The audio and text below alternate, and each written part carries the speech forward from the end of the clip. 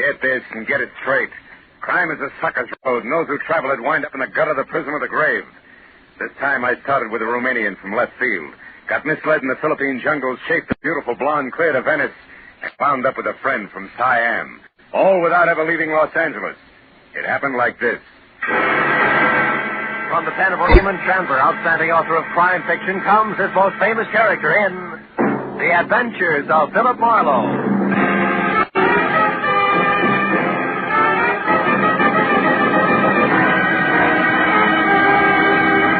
Now, with Gerald Moore starred as Philip Marlowe, we bring you tonight's exciting story, The Sword of Cebu.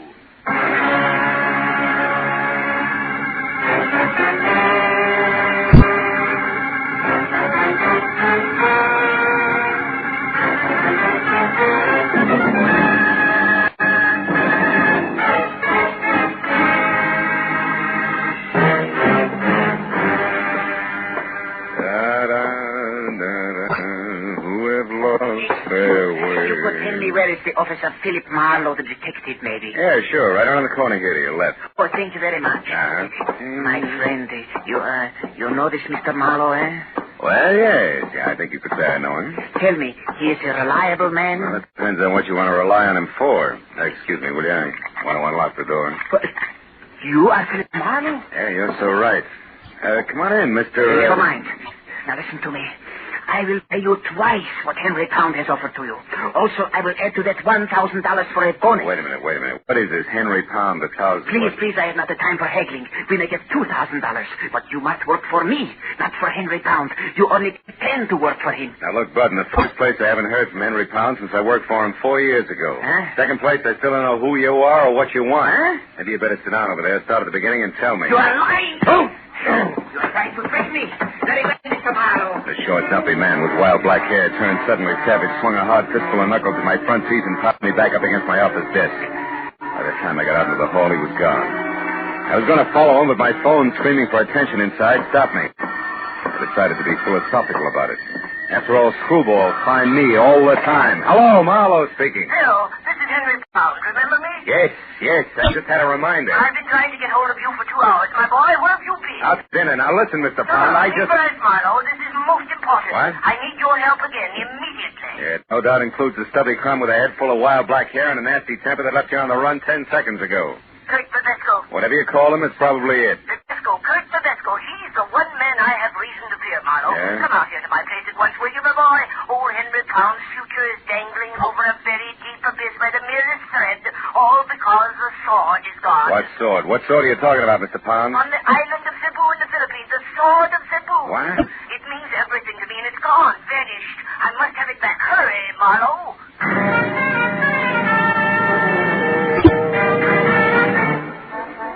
20 minutes later, I pulled up in front of the walled-in jungle Henry Pound called home and zigzagged in through an Okinawan anti-evil spirit gate. Waded past the grove of dripping elephant ears and ragged banana trees and finally made the front door. The house itself, from turned-up eaves to thatched nipa lanai, must have been gathered piecemeal on Pacific Islands, all the way from Hokkaido to the New Hebrides. It was Henry Pound himself who answered the door. Oh, Marlowe. You know, the only thing wrong with you is I never get to see you except when I'm in trouble. That's the business I'm in. Well, come in. Sure. Hey, it's quite a place you have here, Mr. Pound. The islands, my boy, yes. Since business keeps me away from them, I brought their atmosphere here to me. Even the music, huh? All but the mosquitoes. Oh, shoo-shoo. Now, stay away from underfoot, will you? Boy, yes. Shoo-shoo, huh? That's an albino Siamese, isn't it? Yes, quite unusual. Yeah? But he sheds that abominable white fur of his like any common cat this time of year. Yeah. By the way, did you see my servant Hideki? Was I supposed to? Well, when I couldn't reach you by phone, I sent him down to your office to wait. Well, he must have gotten lost then. Well, no matter. Let's get down to cases, my boy. Now, sit down, will you please? And listen closely. All right. My major business, as you remember, is importing pearls from the Orient. I remember. And since you worked for me last, I acquired a partner, a fine fellow named Boss in Manila. With his contacts there and mine here in the States, we've been extremely successful. Was he the one who sent you that sword you mentioned? Yes, it arrived 2 days ago, but he sent over half the curios you see in this room. That's why I failed to realize that there was anything special about the sword of Cebu. Well, what is so special about it, Mr. Pound? Here, read this letter I got from him. Henry, I'm certain now there's going to be trouble. From one Kurt Bebesco in particular. The man you saw tonight? Yeah, I see. However, I've taken every precaution. Rest assured, Henry, that if anything ever happens to me, I shall somehow get the complete list of my contacts here into your hands. Sincerely, Eugene Voss. Well? Eugene Voss was murdered 4 days ago in Manila. Murdered for that list of contacts. Do you think the sword ties in some way? Well, I'm positive of it. Well, what's it look like? Well, it's 3 feet long, Marlowe. The handle and the sheath are from the same gorgeous piece of white mahogany, and literally covered with intricate and exquisite carvings. Sounds wonderful. Oh, it is. When the sword is in the sheath, the two pieces form a complete pattern. I thought of it at once, of course, but when I came in to examine it again, it was gone, stolen. Naturally, I called you instead of the police. I've got to get it back, Marlowe, intact and without publicity. Why, that sword is worth... Well, what the... I did it. Hey, he's hurt. I did it, Oh, Mr. Palm, I Dickie very sorry. He did not feel about Mr. Marlowe. Dickie was attacked outside the minute he left. By a stocky guy with wild black hair? Oh, yes, that's him, yes. He find out where Dickie was going, then he hit Dickie. That all Dickie remember until a few minutes ago when he waked up again. Oh, well, do you need a doctor, Dickie? Oh, no, thank you. Just the same, Mr. Pound. Dickie already feel much better. Well, if you're sure, well, now you better go lie down anyway. So, thank you. We'll wash head first and be ship-shape no time. Very sorry, Dickie was so cool, Mr. Pound. Excuse me, very sorry. Well, now, that explains how Bisco got to your office, my boy. He's our man, all right. Yeah, but I don't think Babesco has the sword. You see, he's looking for it. He offered $2,000 to me to double-cross you. Oh. I can't understand it. Babesco is the only one who might know the truth about the sword. If he didn't take it, then who... Oh, you stupid cat, get out there. Now! I knew it. Now see what you've done, broken my shining vase. Yeah, he was playing with a piece of paper over there. Wait a minute. Oh, yeah, here it is. Eh? It's a rent receipt made out of somebody named Saunders. Let me see it. Sure. Received $40. Rent 1 month in advance for 812 Front Street, Venice. Just dated yesterday. Marlowe, I've never heard of this Saunders person, yet this thing was dropped here in my house. Perhaps by our thief, Marlowe. Do you realize what a break this is? Dropped isn't the word. This was deposited. Oh, what do you mean? It's a plan complete with name, address, and date. It was left here by someone who wanted it to be found, because whoever has the sword of Cebu right now might also have it up for sale. I think you're right, my boy. Wait, what do you plan to do? The only thing I can do, go to Venice and strike a bargain in our favor, I hope. I'll call you, Mr. Pound. I pushed my way out through the jungle to my car, turned around at the dead end of the street, and went down the way I'd come. At the first intersection, leaning against a lamppost, was 6 feet of lantern-jawed redhead in a turtleneck sweater and seaman's jacket. Gave me a hard, steady once-over until I was out of sight. Later, halfway to Venice, I picked up a pair of very sticky headlights in my rearview mirror, but lost them again. I turned out to Front Street and finally found number 812 all by itself out at the far end. I parked a block away and walked back. It was a battered, rickety beach shack. I moved in gently and found a crack wide enough to look through. There was no furniture, just one big packing crate, a kerosene lamp, and a blonde. Ho, what a blonde. She belonged in that joint like an orchid in a blacksmith. In one hand, she held a cigarette, and the other a small automatic. I went quietly to the back of the house, found a tin can, and threw it. And I plastered my back up beside the door and waited. She came out slowly, gun first. And when there was enough showing to get a hold of, I grabbed. Drop the gun, sister. Come on, here. That's better. Now we can go in and talk, huh? You think you're so clever. I get by. Hey. Cozy little spot you picked. You got here, so it serves its purpose. Who are you? Philip Marlowe, Henry Pound's private detective. Where's the sword? We have things to talk over. Your bargaining position is lousy, Miss Saunders. What's the offer? Zero, baby. I'm getting it back for free. Now, where is it? Take your hands off me. The sword is here in the house, but the scabbard isn't. And one's quite worthless without the other, you know. You're not taking a lot of chances, are you, kid? The sword has already brought me $5,000, Marlowe, and I've only just begun. So make an offer, and make it good. You're a liar. Sword's not worth 1/10 that. Not of itself, no. But this one's special, and I know why. And I'll tell you something else. You bet you will. You'll tell me where it is and fast. Not that fast, mister. Don't move. Drop the gun. Now you can turn around. Well, a lantern Joe with red hair. Well, you were tailing me after all. Yeah, you said it. Now, wait a minute. Shut up. But Get out. The front door. Go on, beat it. I'll see you later. Now you, mister. Now what? Now we sit down, a couple of smart guys, and find a good, sensible way to work this out. Only I'm just a little smarter, because I got the only gun. Keep talking. What'd you say the sword was? Speak up, fella. Time's running out. Sounds like time's not the only thing that's running out, Red. Somebody's in the back room. Sorry, Tootsie, but now this only works one way. Oh!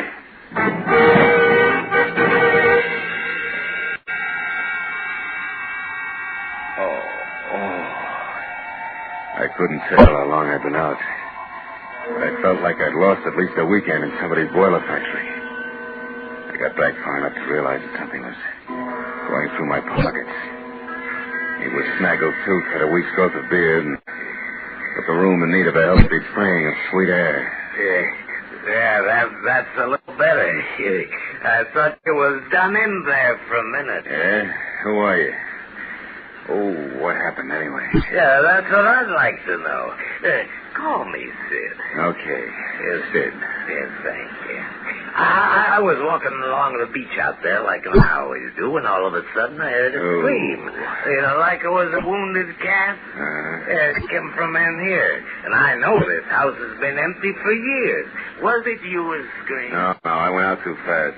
Yeah. Well, I come a-running, and just when I stepped up on the porch, a fella in a pea jacket come charging out and beat it down the street. Yeah, I remember. Red and the noise in the back. Oh.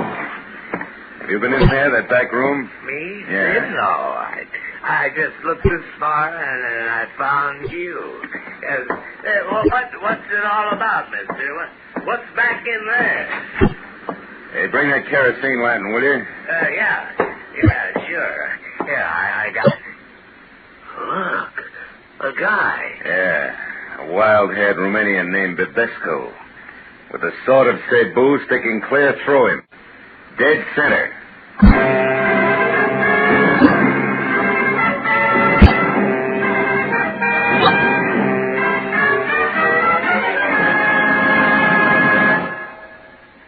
Now, with our star, Gerald Moore, we continue with the second act of Philip Marlowe and tonight's story, The Sword of Cebu.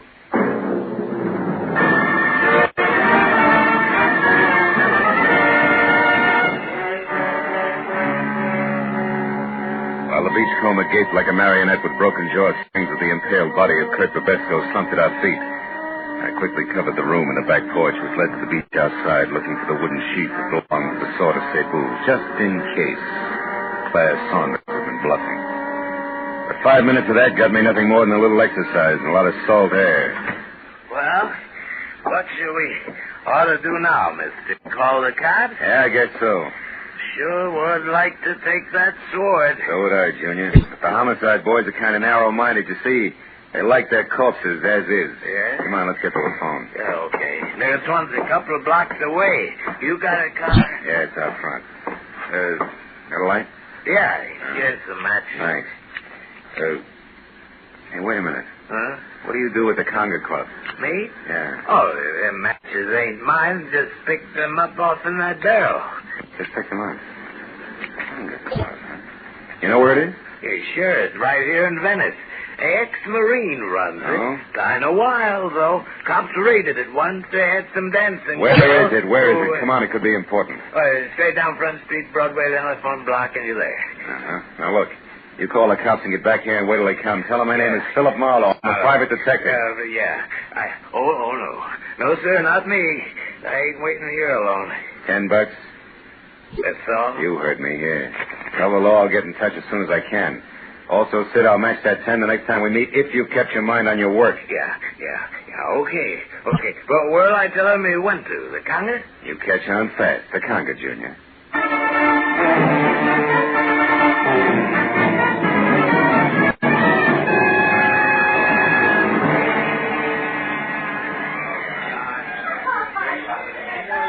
What'll it be, Max? Yeah, scotch and a little information. Girl named Claire Saunders, dressed in a white linen... I never heard of her, Mac. Oh. I see so many papers, you know. Yeah, sure. Now, you get what I mean, don't you, Mac? Oh, of course.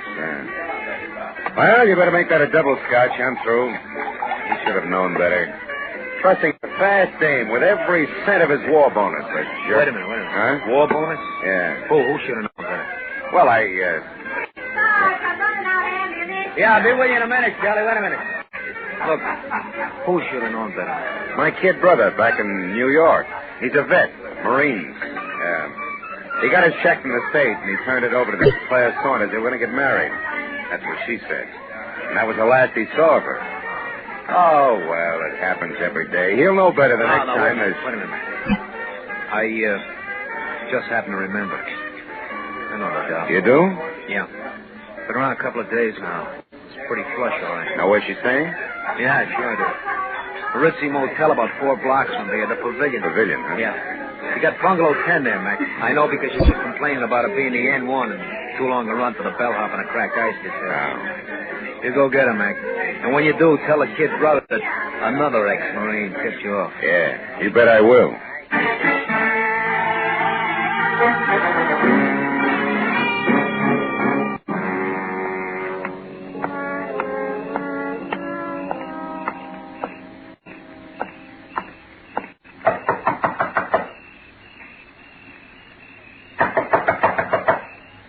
Who's there? Bellhop, ice. Oh, there must be some mistake. And you made it. Yeah, we're going to straighten it out right now. Your filthy hands. Quiet down, Duchess. Now, sit down, over there. Don't as much as bat a false eyelash. Well, you do what? Take inventory, baby. I know you're alone because I played Peeping Tom before I played Bellhop. Chambermaids do a much-needed job on bedspreads. All right. So it's under the pillow. We've got the sheets. Now, what are you going to do with it? And without the sword? You're kidding, Duchess. You don't think I missed that back room at the cottage, do you? You found the sword there? And Kurt Babesco was wearing the sword the hard way, through his insides. Somebody was killed with the sword. Oh, come on. It's a little late for that wide-eyed pitch, baby. Doesn't your carrot-top partner tell you every time he kills? Marlowe, you got everything wrong. Oh, sure I am. Yeah, sure. But just for laughs, let's pass it and you along to the cops, huh? Oh, please don't. I'll tell you everything, Marlowe. Turner isn't my partner. He hardly knows me. That's better. Now, just who's Turner? The man with the red hair. Uh-huh. Oh, Marlowe, believe me. I can explain everything. Okay, let's try it. Did you steal the sword from my client Henry Pound, yes or no? Yes. Why? Marlowe, let me start at the beginning. A week ago in Manila, please. All right, let's have it. It was late in the afternoon, and I was shopping for a handbag, just looking in store windows. Suddenly, I noticed a man hurrying down the opposite side of the street. A man who turned out to be Eugene Voss, Henry Pound's partner, maybe? That's right. I could tell he was afraid of something, Marlowe. He darted into a curio shop nearby. A minute later, I saw Turner. You know him? Oh, just slightly. We'd met once. Obviously, he was following Voss. But he didn't go into the curio shop. Instead, he hid close by. And then when Voss came out, he shot him, Marlowe. Just like that, huh? He was gone before anyone knew what had happened. I ran over to Voss to see if there was anything I could do to help. But there wasn't. He was dying. Oh, it was frightful. Please, Marlowe, I'd like a drink. They're on the desk. When you're through, go on. What happened next? Well, he told me to take the money in his billfold, $5,000, to take it all for delivering a message. About the sword? Yes. I was to get in touch with Henry Pound here in Los Angeles and tell him that the sword which Voss had just purchased in the curio shop was on its way. He should pay special attention to it. And then he died. Well, you decided that $5,000 was an awful lot for playing messenger boy, huh? Yes. So you said nothing to the police, grabbed the first plane for L.A., got the Pound's place here, and swiped the sword, right? I figured if the delivering the message was worth $5,000, the sword itself would be worth a lot more. But you had no idea why. Oh, no. Maybe a code in the pattern of the design and the jewels in the handle. Probably not the sword itself. Yeah, you figured right, little schemer. Yeah, here's your drink. Thank you. The rest of the story I can fit together myself. You knew you had something, but you didn't know what. So you swiped the sword, you left an obvious clue to an empty cottage, that rent receipt, you counted on it to start the ball rolling, and it certainly did. Who would that be? I don't know. Find out. is it? Turner, I want to talk to you. Just a minute. You still sure you're not partners, bitch? Yes. I told you the truth, Marlowe. All right, answer it. I'll wait here in the closet with the door open wide enough for the barrel of a .38. Just in case you've never been to Manila. Go on. All right. Open up, hurry. Close it quick. That keeper may be around. Who? The one I slugged over at the cottage. He wasn't there when I went back. Just some bum I scared away. Went back? Yeah, I went back. After you ran, there was some excitement, Sweets. First, I slugged the people because I heard some noise in the back. I thought it was you. Me. I never returned to the cottage. I know it. It was a louse named Babesco. I got him all right. With the very sword he was after. The little number right here in my hand. He was competition. So were you, Sweets, except that I doped your angle a long time ago. What do you mean? Oh, Voss told you something before he died in Manila. I stopped after I ran, Doll. I even came back. I saw you go for his billfold. Some mumble something. When I ran into you again here in L.A., I knew you were swinging in the dark.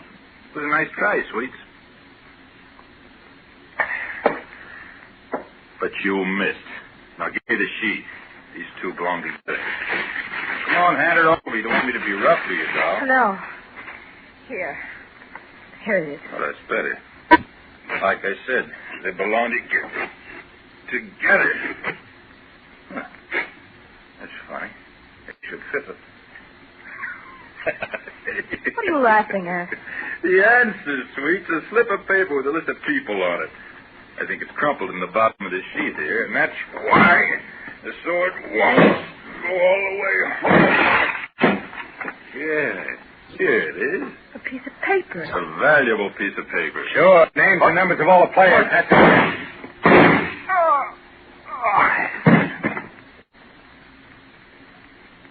Marlowe. Oh, he's dead, isn't he? Yeah. He's about as dead as a guy named Eugene Voss was last week on a sidewalk in Manila. Or the party called Babesco. What is it? Turner's dead, but I don't think his partner is. Marlowe, you thought I was his partner. Oh, yes, and I thought wrong, Claire. But now I got a little more to go on. I'll see you, honey. Oh, no, wait. What am I supposed to do? Call the police and explain it all away as a practical joke? Oh, Marlowe, have a heart. Where are you going? Back to my client, little dreamer. I think you can give me a line on that partner. Be good.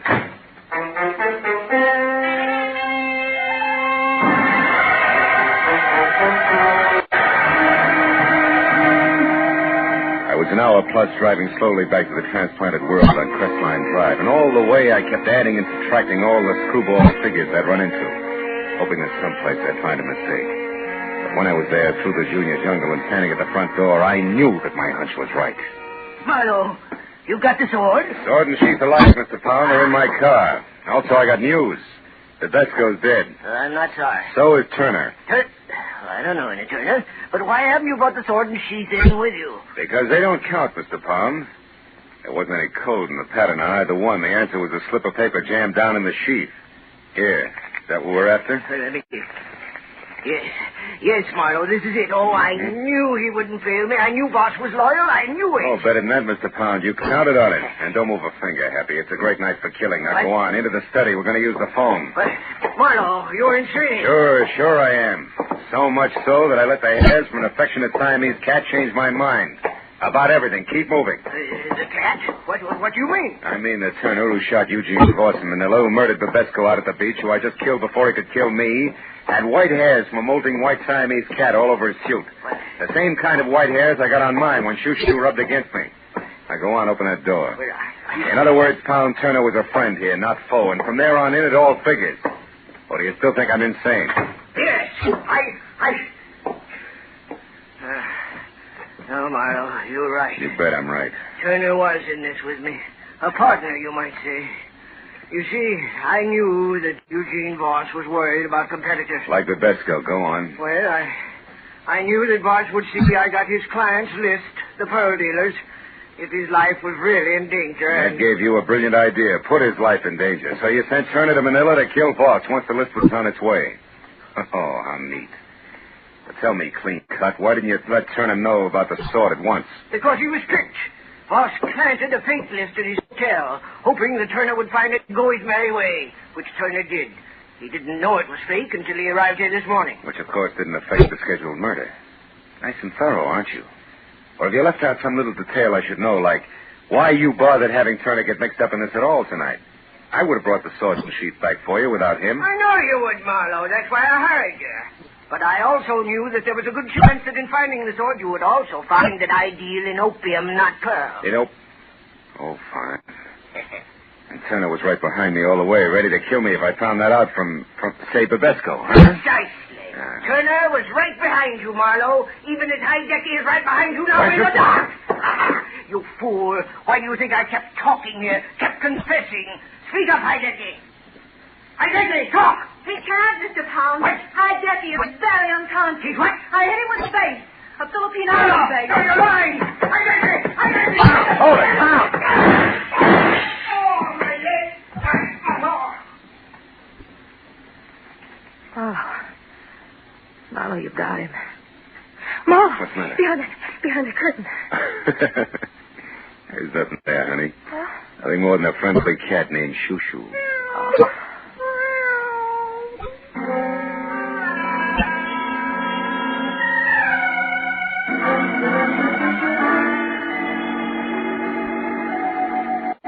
It took a long time.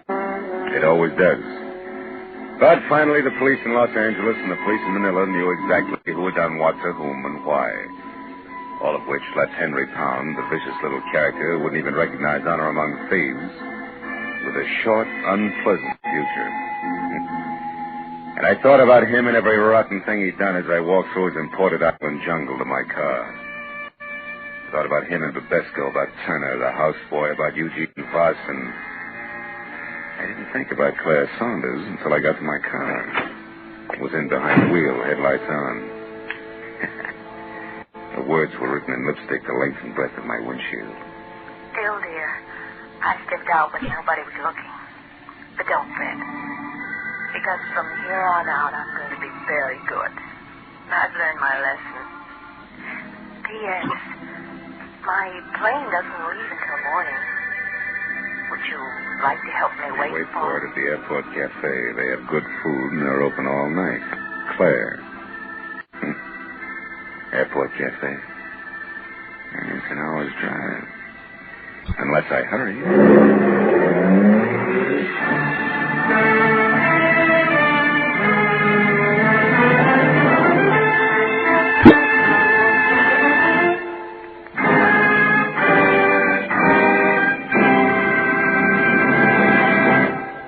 The Adventures of Philip Marlowe, bringing you Raymond Chandler's most famous characters, star Gerald Moore, are produced and directed by Norman MacDonald, and are written for radio by Robert Mitchell and Gene Levitt.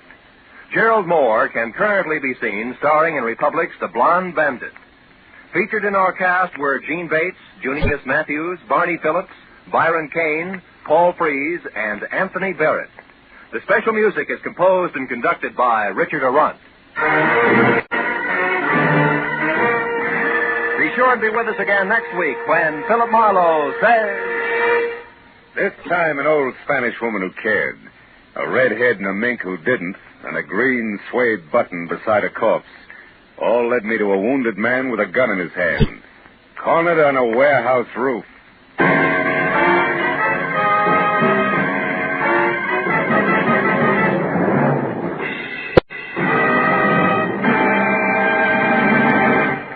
Now, stay tuned for Pursuit, which follows immediately on most of these same CBS stations. This is Roy Rowan speaking. This is CBS, where Burns and Allen are heard every Wednesday night, the Columbia Broadcasting System.